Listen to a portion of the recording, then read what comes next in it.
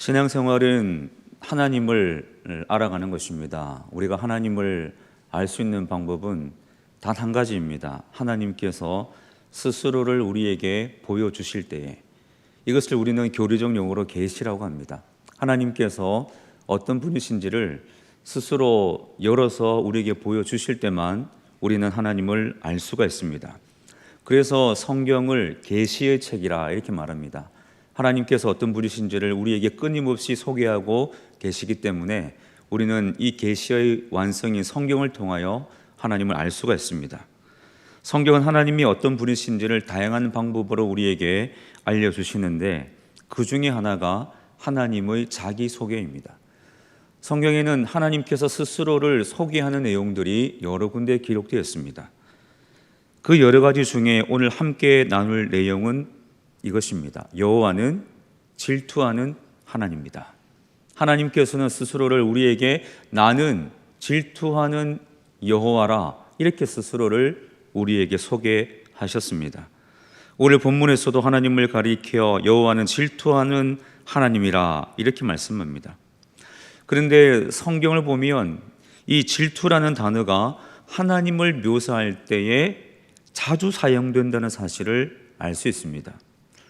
성경은 하나님이 질투하신다고 가르치고 하나님의 질투에 대해서 상당히 많이 다루고 있습니다. 몇 가지의 본문들 살펴보면 제가 대충 말씀을 준비하면서 찾아보니까 민수기, 신명기, 여호수아, 열왕기, 에스겔, 나훔, 스바냐, 스가랴, 시편, 이렇게 많은 구약 성경이 하나님의 질투에 대해서 다루고 있습니다. 십계명에서도 이 사실을 확인할 수 있죠. 하나님께서 이스라엘에게 율법과 언약을 주시기 위해서 출애굽한 이스라엘 백성을 시내 산으로 인도하셨습니다. 거기서 십계명을 주셨는데 제2계명에서 나는 내 하나님 여호와는 질투하는 하나님이라 이렇게 말씀을 하셨습니다. 심지어 하나님의 이름을 질투라는 단어로 소개까지 합니다. 출애굽기 34장 14절 말씀에 보면 너는 다른 신에게 절하지 말라 여호와는 질투라 이름하는 질투의 하나님이니라. 여호와는 질투라 이름하는 질투의 하나님입니다. 하나님은 그 본성 중에 하나가 질투라고 말씀하고 있습니다. 하나님을 질투라고 이름 부르고 하나님을 그렇게 표현할 때에 우리는 마음속에 조금은 불편함이 있을 수 있습니다. 왜냐하면 우리가 일반적으로 알고 있는 그 질투의 개념이라는 것은 부정적인 의미가 있기 때문이죠. 그렇지만 성경은 분명히 하나님을 질투라고 표현하고 있습니다. 하나님 질투의 본질이 무엇일까요? 하나님께서 스스로를 질투하는 여호와라 소개하실 때에 그 질투라는 하나님의 질투의 본질은 무엇인가? 성경은 그 본질은 사랑이라고 말씀하고 있습니다. 하나님의 질투라는 그 표현 자체는 신인 동형론적인 진술입니다. 이 신인 동형론적이라는 것은 하나님을 우리에게 설명할 때에 우리의 언어로 설명하셔야 우리가 쉽게 이해할 수 있기 때문에 그런 표현을 쓰신다는 거죠. 예를 들어서 하나님께 팔이 있겠습니까? 그런데 성경에 보면 하나님의 팔, 손가락, 그리고 하나님이 들으시고 보시고 냄새 맡으시고 후회하시고 기뻐하시고 분노하시고 온유하신다는 이런 우리의 언어로 하나님을 표현하는 것들이 많습니다. 왜냐하면 그런 우리의 언어로 표현되는 하나님을 우리는 더 쉽게 이해할 수 있기 때문에 우리의 생활에서 이끌어낸 언어야말로 우리가 하나님을 더 온전하고 쉽게 이해할 수 있는 길이 될 수 있기 때문에 하나님은 그런 표현으로 우리에게 말씀하시는 거죠. 그런데 그 표현 동일한 의미에서 하나님을 질투다 이렇게 우리에게 소개하고 있다는 것입니다. 그렇지만 먼저 생각해야 할 것은 하나님의 질투는 인간의 죄악된 시선에서 바라보는 그런 질투와는 다르다는 사실입니다. 인간이 감정을 통제하지 못해서 분출하는 그런 부정적 감정의 질투와는 다르다는 것을 우리는 기억해야 할 것입니다. 성경에서 사용하는 질투의 의미, 하나님의 질투라 했을 때에 그 질투의 의미는 하나님의 사랑을 반영하는 표현입니다. 여호와는 질투하는 하나님이라 했을 때에 그 질투라는 의미는 하나님의 사랑을 담아내는, 사랑을 반영하는 표현이라는 것이죠. 오늘 본문에서 이렇게 말씀합니다.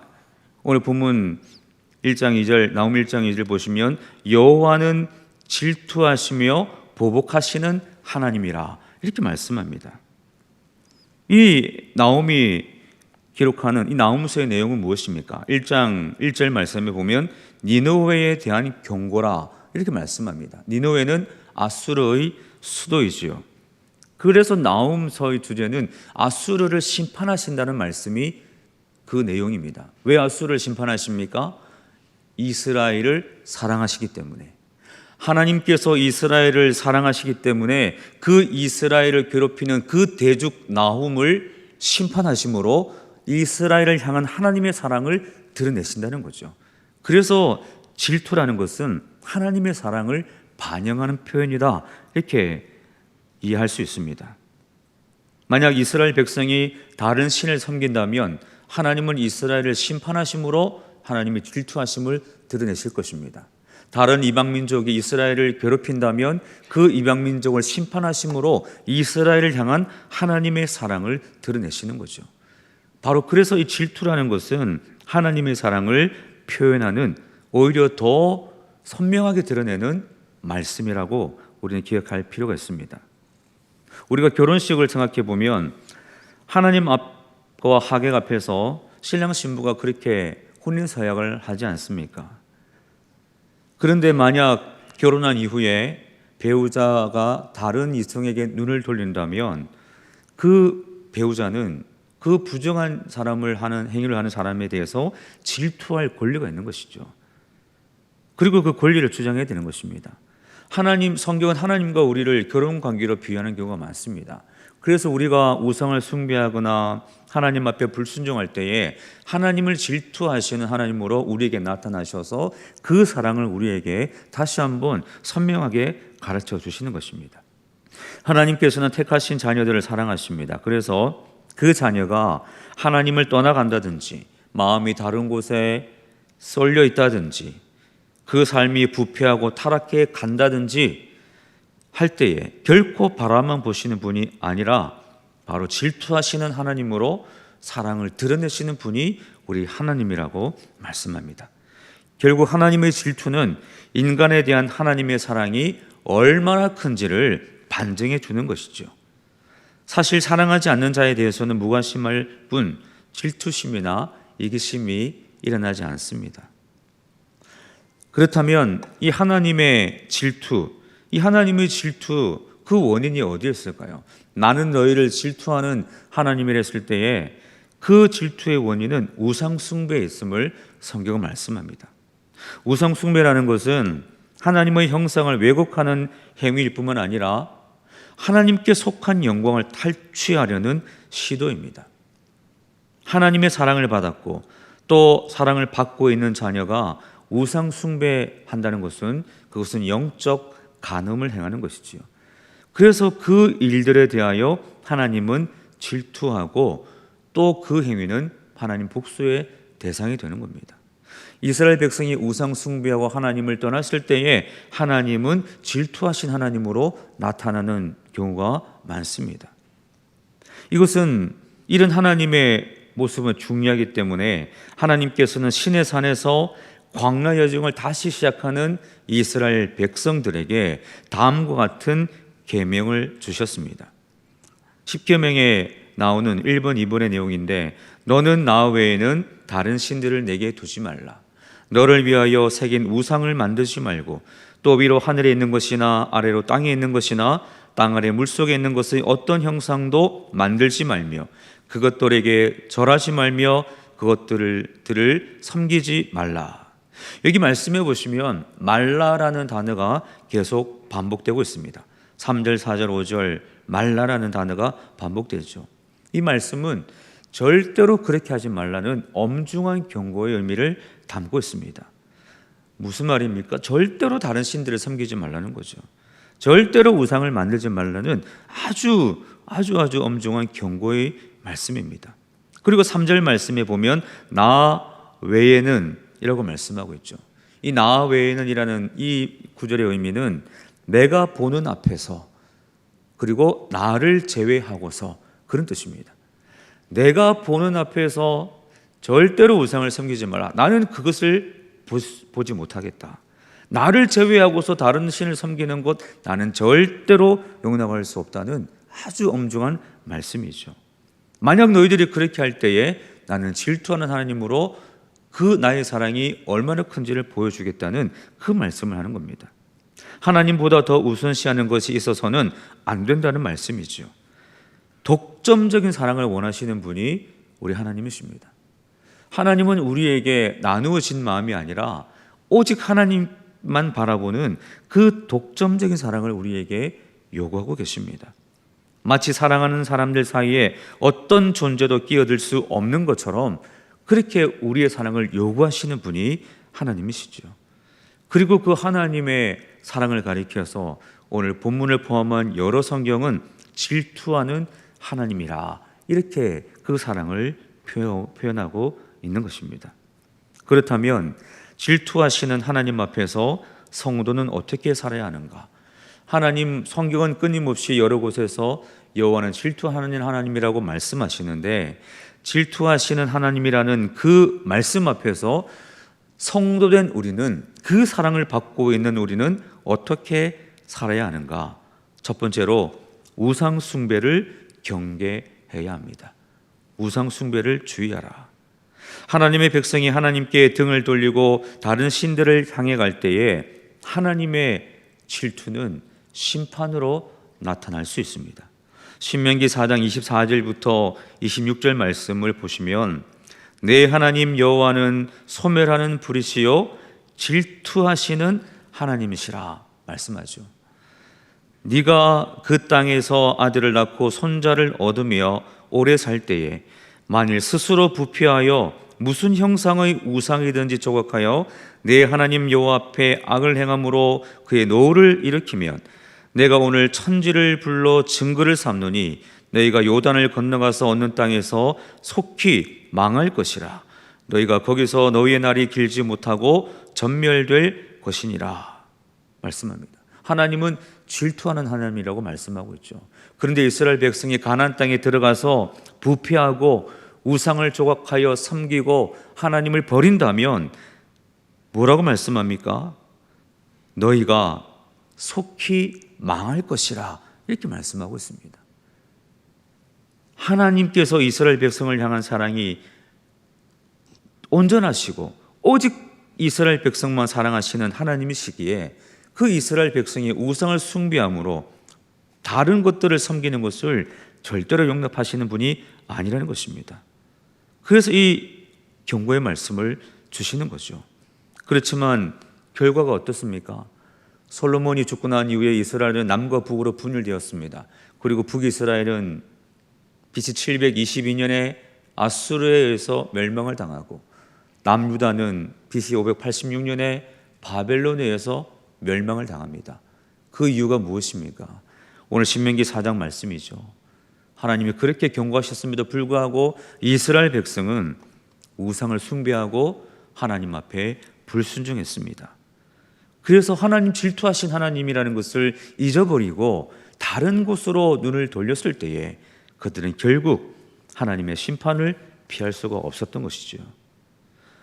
우리는 어떻습니까? 우리도 이렇게 말합니다. 주님을 사랑합니다. 이렇게 말씀하죠. 고백합니다. 그러나 실제 삶에서 다른 신을 섬길 위험이 여전히 우리에게 있다는 것을 우리는 주의하고 경계해야 됩니다. 요한일서 5장 21절 말씀에 보면 자녀들아 너희 자신을 지켜 우상에게서 멀리하라 말씀하고 있습니다. 우상이 무엇입니까? 하나님보다 더 중요하게 여기는 것이 우상입니다. 자동차가 될 수 있고 집이 될 수 있고 자녀가 될 수 있고 다른 사람이 돈이 우상이 될 수가 있습니다. 하나님보다 더 중요하게 여기는 것이 우상입니다. 우리가 요즘 사무엘상 말씀을 묵상하지 않습니까? 그런데 엘리 제사장을 보면서 하나님의 엘리 제사장을 향하여 이렇게 말씀하십니다. 네가 나보다 너의 자녀를 더 중요하게 여겼다. 그렇게 말씀합니다. 엘리 제사장에게는 자녀가 우상이었던 것이죠. 그래서 그 자녀들이, 그리고 엘리 제사장이 하나님의 심판을 받지 않습니까? 하나님보다 더 중요하게 여기는 것이 우상이라고 말씀합니다. 그러므로 질투하신 하나님을 우리가 기억한다면 우리 안에 하나님의 질투를 일으킬 만한 것은 없는지 돌아보시고 항상 하나님만을 사랑하고 언제나 하나님이 우리 삶의 1순위가 되는 그런 믿음의 길을 우리 모두는 다 걸어가야 할 것입니다. 또한 질투하시는 하나님이라는 것을 우리가 기억한다면 우리의 역시도 하나님의 질투를 우리도 가져야 됩니다. 하나님의 질투하시는 그 마음을 우리의 마음에 품어야 한다는 것이죠. 민수기 25장 말씀에 보면 한 사건이 기록되고 있습니다. 이스라엘 백성이 가나안 땅에 들어가기 전에 있었던 사건입니다.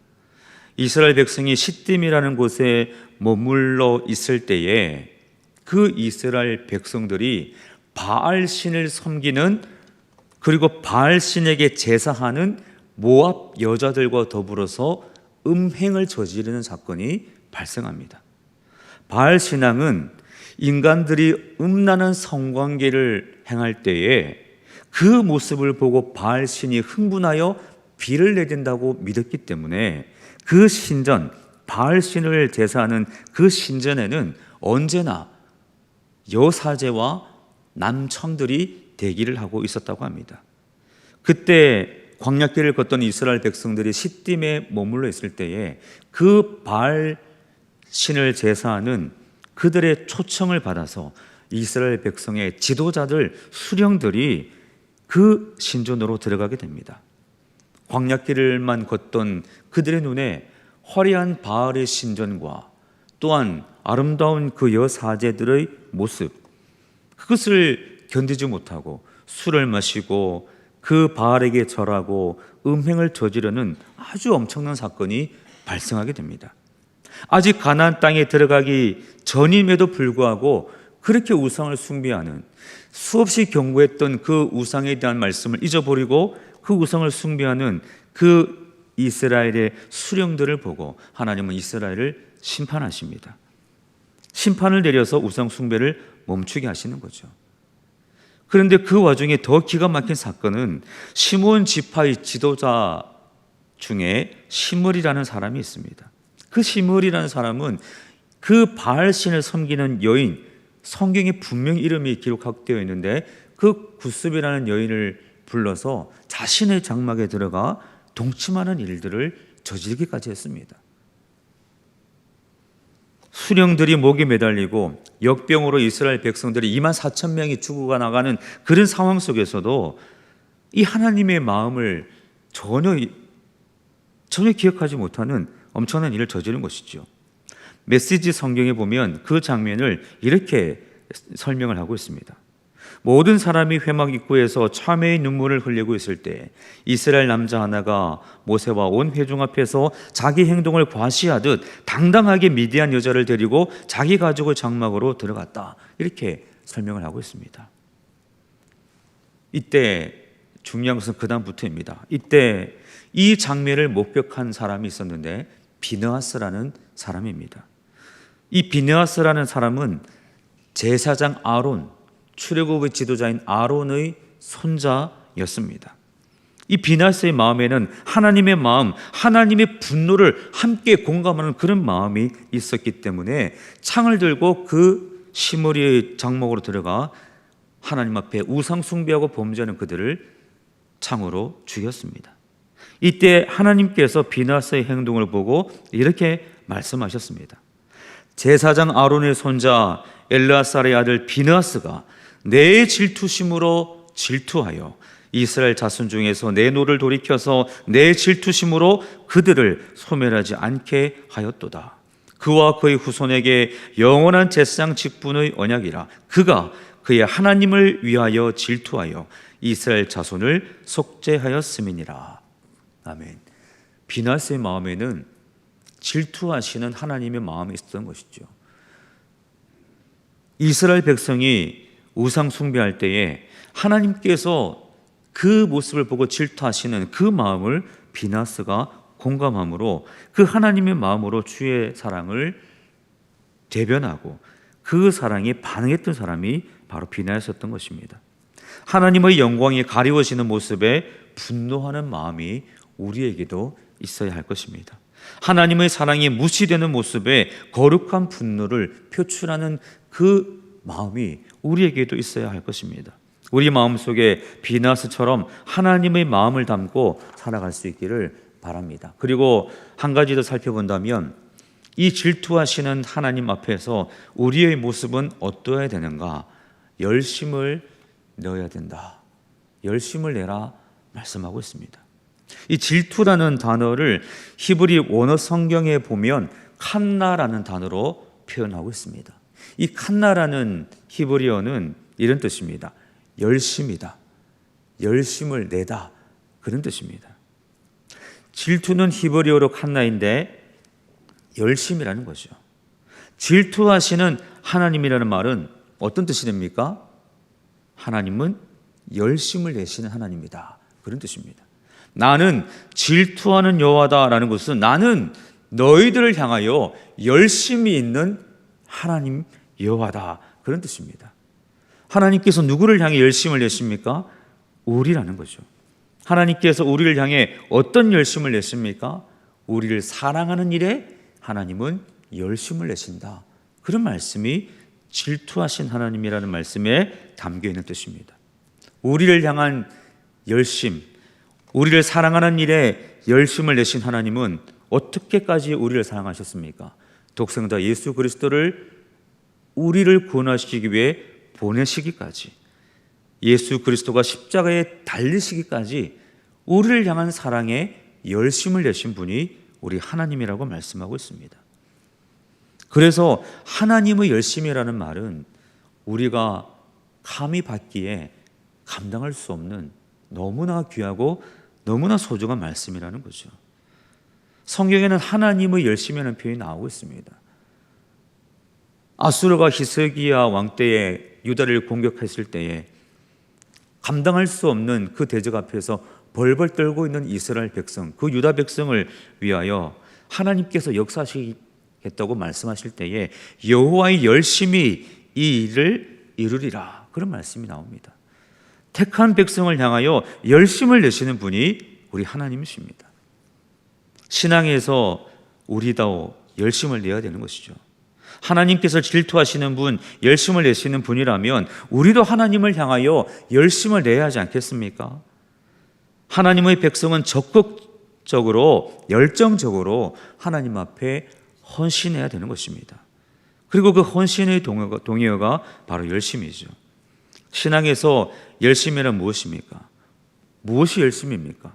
가능한 모든 방법을 동원하여 하나님을 기쁘시게 하고 하나님의 뜻을 행하는 것이 열심입니다. 엘리야는 만군의 여호와께, 만군의 하나님 여호와께 열심히 유별했던 사람이라 이렇게 성경이 기록합니다. 바울도 마찬가지죠. 바울의 열심을 성경은 이렇게 표현하고 있습니다. 사도행전 20장 24절 말씀에 보면 내가 달려갈 길과 주 예수께 받은 사명 곧 하나님의 은혜의 복음을 증언하는 일을 마치려 하면은 나의 생명조차 조금 더 귀한 것으로 여기지 아니하노라. 바울의 열심이죠. 우리에게 이런 열심이 있어야 할 것입니다. 질투하시는 하나님을 바르게 이해한다면 우리는 그 하나님 앞에 열심을 내야 하는 것입니다. 만약 열심이 없다면 책망받을 것입니다. 예수님께서는 라오디게아 교회를 향해서 그들의 열심 없음이 나를 힘들게 한다라고 말씀하시면서 이런 말씀을 하셨습니다. 내가 내 행위를 아노니 네가 차지도 아니하고 뜨겁지도 아니하도다. 네가 차든지 뜨겁든지 하기를 원하노라. 그러므로 네가 열심을 내라 말씀하고 있습니다. 라오디게아 교회를 향한 말씀입니다. 마지막 때의 교회를 하나님 보시면서 그 마지막 때의 교회의 어떤 모습을 보시겠다고 말씀합니까? 라오디게아 교회를 기준으로 본다면 열심을 보겠다고 말씀하고 있습니다. 우리는 하나님을 향한 어떤 열심을 가지고 있습니까? 나는 하나님을 향한 어떤 열심을 가지고 있습니까? 성경에 보면 하나님 앞에 열심이었던 또 한 사람, 갈렙이라는 사람을 보게 됩니다. 여호수아 14장 말씀에 보면 가나안 땅 정복 당시에 갈렙이 여호수아에게 이런 말을 합니다. 내 나이 40세에 여호와의 종 모세가 가데스 바네아에서 나를 보내어 이 땅을 정탐하게 하지 않았습니까? 내가 그때에 40세의 때 가나안 땅을 정탐하던 그때에 내가 성실한 마음으로 하나님 앞에 저 땅을 정탐하고 보고하였습니다. 그러면서 하는 말이 14장 10절부터 12절 말씀입니다. 45년이 지난 시점에서 갈렙의 마음이 어떠했는지를 이렇게 성경은 기록합니다. 이제 보소서, 여호와께서 이 말씀을 모세에게 이르신 때로부터 이스라엘이 광야에서 방황한 이 45년 동안을 여호와께서 말씀하신 대로 나를 생존하게 하셨나이다. 오늘 내가 85세로 돼 모세가 나를 보내던 날과 같이 오늘도 내가 여전히 강건하니 내 힘이 그때나 지금이나 같아서 싸움이나 출입에 감당할 수 있으니 그날에 여호와께서 말씀하신 이 산지를 지금 내게 주소서. 당신도 그날에 들으셨거니와 그곳에는 아낙 사람이 있고 그 성읍들은 크고 견고할지라도 여호와께서 나와 함께 하시면 내가 여호와께서 말씀하신 대로 그들을 쫓아내리이다. 아멘. 40세 때에 성실한 마음으로 하나님 앞에 서 있었던 갈렙, 45년이 지나 85세가 되었어도 여전히 하나님 약속 붙들고 주님 보내시면 가서 말씀을 이루겠습니다 라고 고백하는 갈렙의 모습, 저는 이 갈렙의 이 말씀, 이 고백을 볼 때마다 너무나 감동을 받습니다. 하나님 앞에 여전히 평생 한결같은 마음으로 열심을 내었던 갈렙의 모습이 오늘 본문에 그렇게 묻어나지 않습니까? 갈렙처럼 평생 한결같은 마음으로 하나님을 향한 열심을 내는 저와 여러분이 될 수 있기를 주님의 이름으로 축복합니다. 우리가 하나님 앞에 그 열심을 내십시오. 질투하신 하나님, 하나님의 사랑이 얼마나 큰지를 깨달아서 그 사랑에 반응하며 믿음으로 살아가시는 저와 여러분의 모든 삶이 되시기를 주님의 이름으로 간절히 축원드립니다.